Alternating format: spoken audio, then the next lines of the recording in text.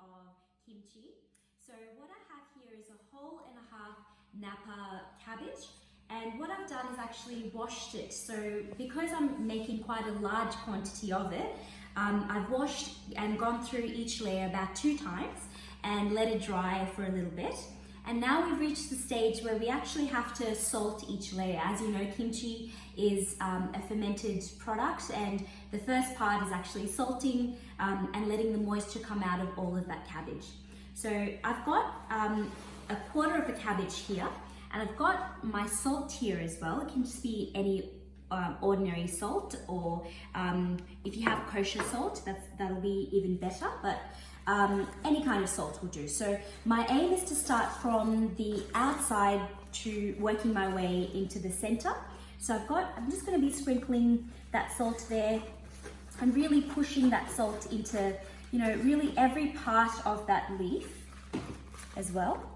So sprinkling it there, and you can really get tactile with this, just pushing that salt all the way into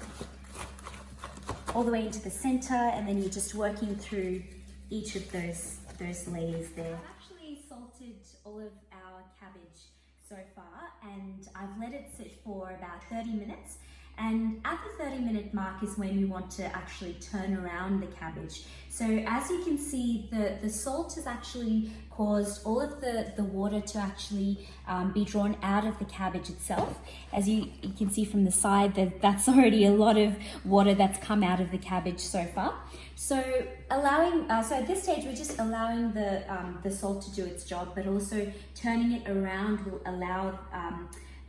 allow that salt to really soak in. So let's go for it now. So I'm just going to be turning it around. You can just give it a bit of just move it around a bit and just pack it all together. The first part of making the mixture for the kimchi is actually to start off with 1 cup of water. So I've measured myself 1 cup of water here, and I've got I'm just adding that to the pot here, and I've also got a bit of, so this is actually 2 tablespoons of tapioca starch. So it comes as a powder, and you can use any kind of starch, to be honest, rice flour, or you could use regular flour as well if you don't have this. So I've got that goes in straight in there. So it's going to form a lot of clumps in there, but it's just about really mixing that mixture. Really thickened up. I'm going to add 2 tablespoons of sugar into that mixture. Just mix that through. It's going to get nice and sticky, and I'm going to turn the stove off at this point. And just mix it through until all of that 2 tablespoons of sugar is nicely dissolved in there. As you can see, the consistency of this mixture is quite sticky. Now we're getting to adding to actually mixing up a few of our other ingredients. I've got about a whole onion and a half, and I've got I like mine spicy. You can skip this part if you don't want to. I've got about 5 red chilies here. These are not very spicy, they're just the sweet chilies. And I've got about 4 pieces of ginger here, and about a half a cup of our garlic. So you can just put it into, we're going to blend this all up. So it's just, and you can finely chop the onions, they don't need to be too small. Just put this all in here, along with the ginger. And I'll also be cutting this as well, just roughly, and that'll go. I've got some carrot here, and I've also got some spring onions. So about 3 or 4, just half a pile of spring onions, and I've got 2 carrots here. I just wanted to show you how I actually julienne the carrots, because as you can see, I've got it quite fine here, so they're quite nice and small, and that's the kind of consistency or the texture that you want with your kimchi, nothing too bulky. So how we do it is that as you keep going, you cut the carrot like so. You keep going all the way. Aim is to really get it nice and small. So you just take a little portion of the carrot like so. Lay it flat onto the chopping board and you get these nice, beautifully julienned carrots. So I'll just go ahead and chop all the rest. Just while I do that, I want to give credit to my dad who's taking this video. He's been doing an awesome jobs, as I don't really have all the proper camera equipment, so he's my makeshift help today with all the videoing. Thanks, Dad. Alright, so now it comes to the part where we're actually making our mixture. So, and the vegetables will come into it shortly. And now that we've let our glutinous kind of mixture cool down, we've let it sit for a few minutes and it's nice and cool at the moment. So I'm just going to transfer it into our mixing bowl. So you can see it's nice and sticky, and the main aim of really getting this mixture is to make sure that it can coat the leaves really nicely. Okay, so we've got that in there. You just have a look at that, the kind of consistency that goes into it.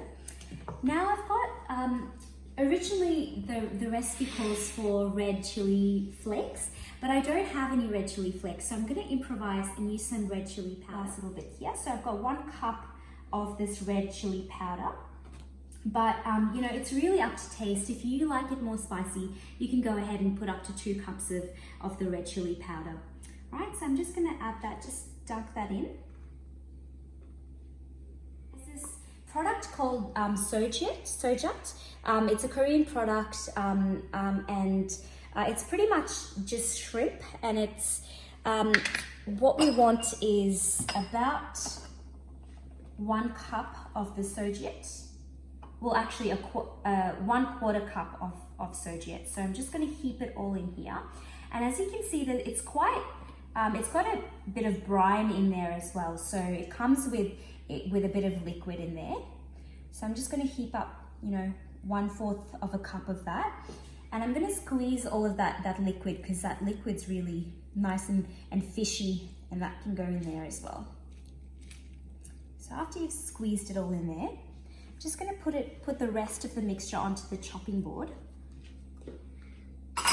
and give it a bit of a chop as well, just so that it's nice and small. You know, you wouldn't want any big chunks or big bits. So earlier, as you know, we blended all of our ingredients in the blender, which was the ginger and the garlic and the onions. So I added some chilies in there. So we've got that mixture here, and that's essentially just all going to go in there as well. Just pour it in. I'm going to get every last bit, so